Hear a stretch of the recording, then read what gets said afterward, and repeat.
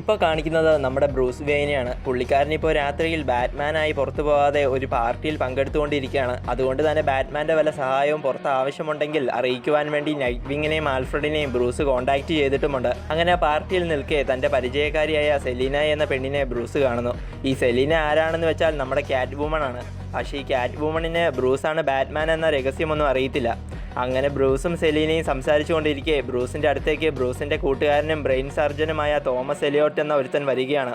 അങ്ങനെ അവർ മൂന്നുപേരും ഓരോ കാര്യങ്ങൾ സംസാരിച്ചുകൊണ്ട് അവിടെ നിൽക്കെ ആൽഫ്രഡ് ബ്രൂസിനോട് സൂപ്പർ വില്ലനായ ബെയിൻ ഒരു ചെറുക്കനെ തട്ടിക്കൊണ്ടുപോയി എന്ന് പറഞ്ഞതും അപ്പോൾ തന്നെ ബ്രൂസ് ആ പാർട്ടിയിൽ നിന്നും പുറത്തേക്ക് പോകുന്നു. പിന്നീട് ഇനി കാണിക്കുന്നത് ഒരു കെമിക്കൽ ഫാക്ടറിയാണ്. ആ ഫാക്ടറിക്ക് ചുറ്റും പോലീസും ന്യൂസ് റിപ്പോർട്ടേഴ്സും വന്നിരിക്കുകയാണ്. ശരിക്കും സംഭവം എന്താണെന്ന് വെച്ചാൽ ആ ബെയിൻ എന്ന സൂപ്പർ വില്ലൻ ഈ കെമിക്കൽ ഫാക്ടറിയുടെ ഉടമസ്ഥൻ്റെ മകനെ തട്ടിക്കൊണ്ടുവന്ന് അവരുടെ തന്നെ ഈ കെമിക്കൽ ഫാക്ടറിയിൽ പിടിച്ചു വെച്ചിരിക്കുകയാണ്. എന്നിട്ട് മകനെ വിട്ടു നൽകുവാൻ വേണ്ടി വലിയൊരു തുകയും ആ ചെറുക്കൻ്റെ പേരൻസിനോട് ആവശ്യപ്പെട്ടിട്ടുമുണ്ട്.